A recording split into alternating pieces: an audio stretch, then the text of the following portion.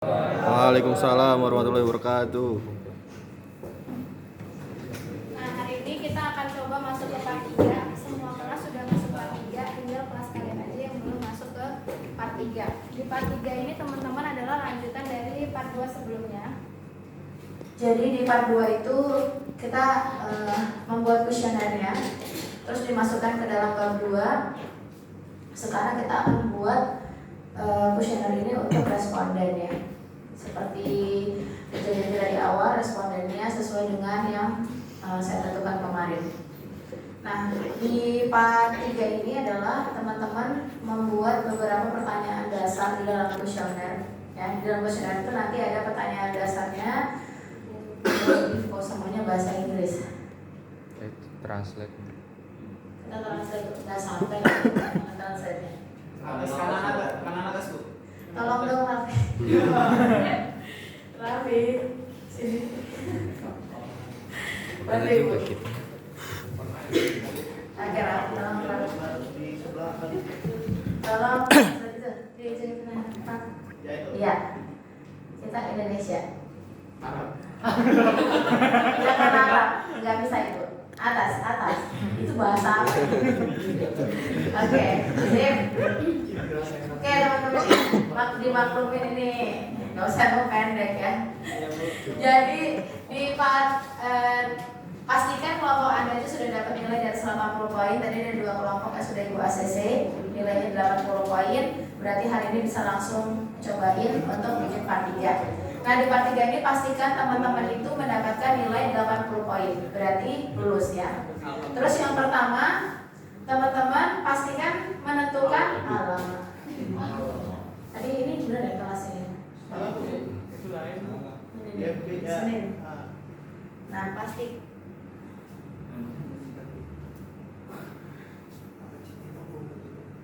Oke, pastikan Anda menentukan tim akun Google Form. Jadi teman-teman silahkan bikin akun sendiri. Misalnya nggak mau akunnya dipakai teman-temannya. Kan itu ada 3 kelompok kecil kan ya. Berarti kan satu kelompok kecil itu mengirimkan 25 soal untuk dimasukkan ke dalam Google Form. Ya, berarti semuanya harus pakai akun yang sama kan. Nah, kalau memang tidak mau memberikan akunnya kepada temannya, silahkan bikin akun sendiri untuk kalian. Akun kelompok. Nanti dalam akun tersebut kalian buat Google Form-nya. Google Form-nya itu per masing-masing kelompok menuliskan sendiri dalam Google Form. Kan gampang, tinggal di copy paste aja. Ya. Terus pastikan link itu paling lambat dikumpulkan 2 hari setelah ini dirilis. Setelah nilainya di bawah setelah nilainya lulus 80 poin ya. 2 hari setelahnya itu link saja. Belum kuesionernya. Nah, nanti kalau sudah dikirim ya, maka nanti teman-teman membuat pertanyaan dasar sebagai berikut ya. Nah, kalau sudah dikirim, sebelum dikirim kalian bikin dulu. Pertama bikin dulu namanya ya teman-teman ya. Nama respondennya siapa, kemudian usianya, asal instansi ini opsional. Misalnya kalian apa sih, kelompok apa? Belajar online atau apa? Pemerintahan. Berarti di sini instansinya silakan. Misalnya kemarin kita contohnya DJP, berarti DJP online. Berarti di sininya instansinya pajak misalnya ya. Misalnya orang pajak, tapi kan yang make orang luar tuh. Bukan yang orang pajaknya yang ngisi kan, yang make orang luar. Berarti siapa yang pakai? Misalnya dia dari perusahaan apa, boleh dituliskan di sini. Karena nanti di sini akan menentukan. Atau misalnya dia dari sekolah, tapi kan jarang ya sekolah itu pakai aplikasi DCP. Berarti apa? Atau aplikasi yang lain, misalnya apa? BPJS. Capil. Instansinya macam-macam. Misalnya Capil itu SMA ya, ada kan? Mahasiswa kayak gitu. Nah, dia bisa dicantumkan di sini. Nanti akan bisa dilihat teman-teman. Kira-kira yang isi ini sebagian besar siapa, mahasiswa kah atau pekerja kah ya. Terus alamatnya, nomor telepon, terus kemudian masukkan pertanyaan dasar seperti biodata ya. Responsif. Ya, ini responsif banget. apakah Anda mengunjungi situs? Nah ini teman-teman, ini penting banget pertanyaan dasar ini. Ini respon banget nih dia. Padahal dia juga sentuh loh. Nasiku. Tuh Nah, kan? Allahu Akbar. Tapi tinggal berusin deket-deket aja, Wi. Udah sampai nih, udah bisa nyambung gitu ya. Aduh.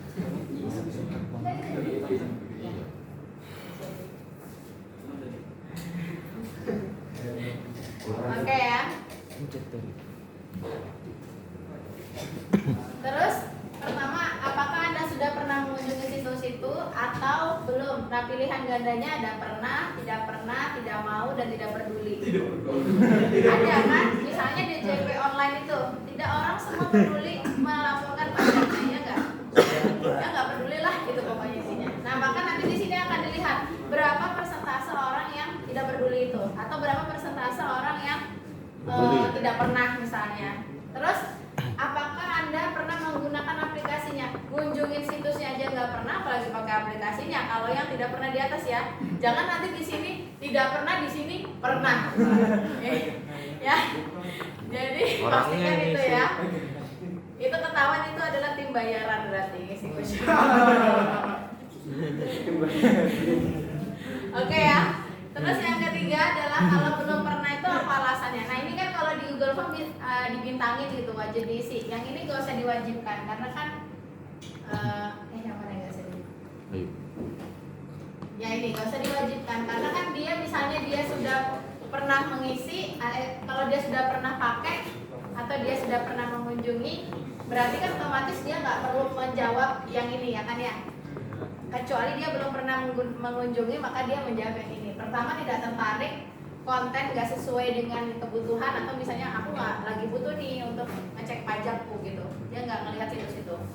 Terus tidak pernah mengetahui, atau memang dia nggak pernah tahu kalau ada situs itu. Makanya di sini teman-teman, penelitian kita ini berguna juga untuk responden. Kenapa? Yang tadinya nggak tahu bahwa misalnya pajak itu bisa loh kita lewat online. Dengan kita ngirim kuesioner itu, kita masih tahu nih ke masyarakat bahwa ada loh pajak online gitu loh. Kalian bisa lihat di sini situsnya gitu. Nah, setidaknya meskipun mereka tidak pernah mengunjungi situs itu, kita memberikan edukasi bahwa ini loh ada situsnya gitu ya. Makanya di sini dikasih kuesioner itu.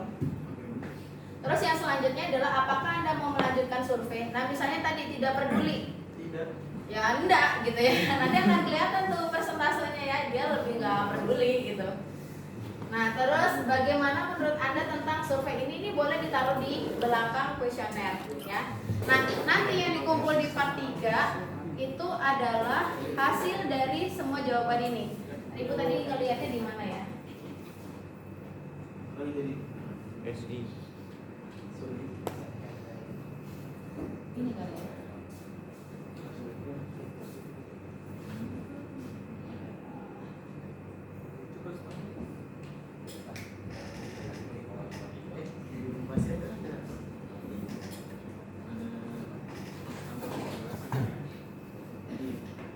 Jadi itu ya, itu untuk part 3 seperti itu. Nanti yang dikumpulkan adalah sampelnya. Coba Ibu lihat dulu. Salah.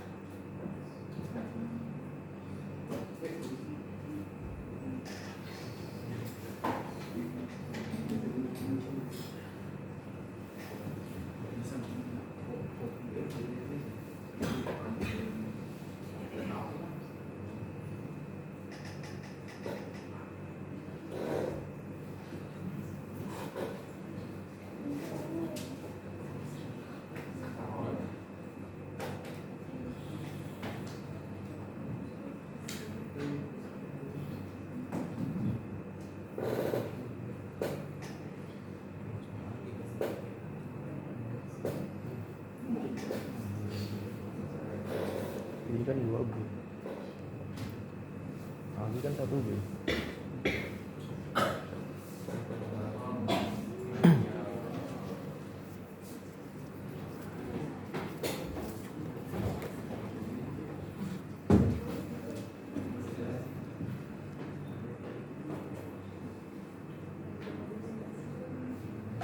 Oke ya, jadi nanti kurang lebih seperti ini.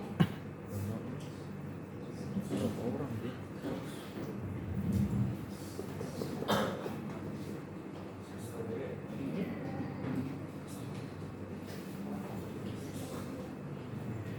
Oke.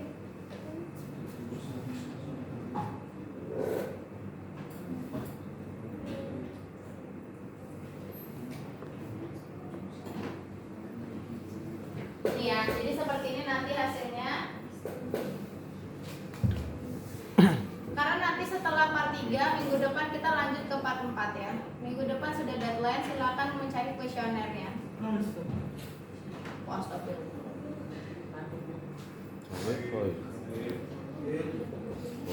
Soid. Kalau ngantuk tidur.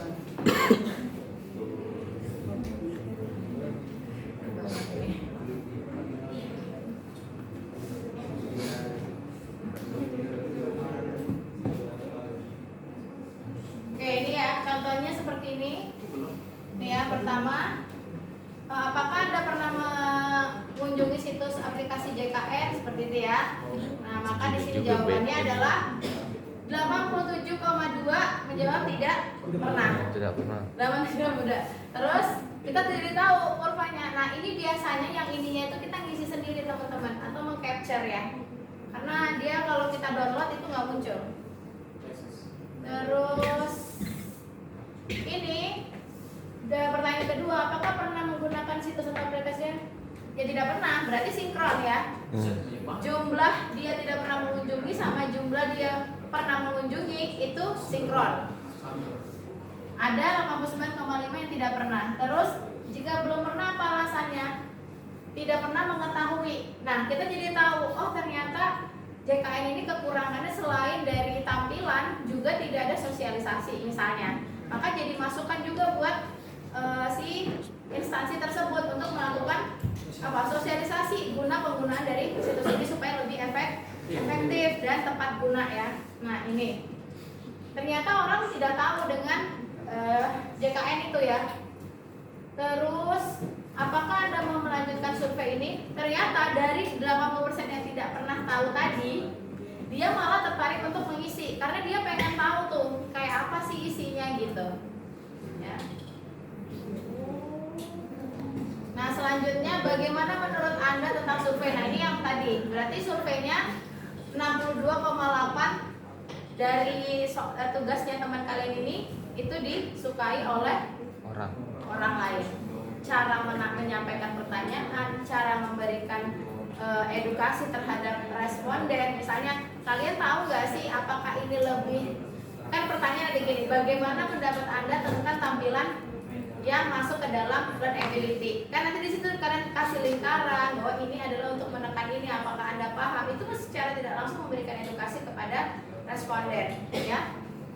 Oke, selanjutnya baru pertanyaannya. Misalnya dari seberapa mudahkah Anda memprediksi hasil dan tindakan saat mengklik tombol dan bawahnya? Ini adalah predictability, ternyata nggak bagus. Ternyata sangat baik ya, merah ya, sangat baik. Berapa tingkat yang buruk? Itu nggak ada lebih dari 10% ya. Kemudian sangat buruknya berapa? Ini sangat baiknya malah 37,2%. Baiknya 52,3%. Berarti baik. Berarti mereka paham begitu. Jadi ini wajib dilampirkan nanti, ya.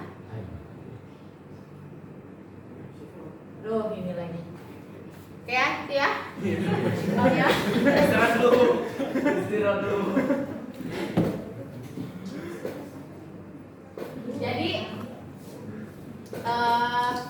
part 3 adalah berisi tentang yang tadi saya jelaskan. Ada pertanyaan? Di part 3. Kalau nggak ada pertanyaan, yang lain saya periksa sekarang. Yang sudah nilainya 80 poin, boleh langsung membuat akunnya atau teman-teman langsung boleh masukkan ke dalam Google Form. 2 hari itu adalah waktu maksimal dari hari ini ya. Jadi harus sudah mengumpulkan linknya di Classroom. Terus nanti mengumpulkan ini teman-teman ya. Ini dikumpulkan. Jadi kalian capture dan bikin seperti ini, dikumpulkan untuk ininya saja. Oke?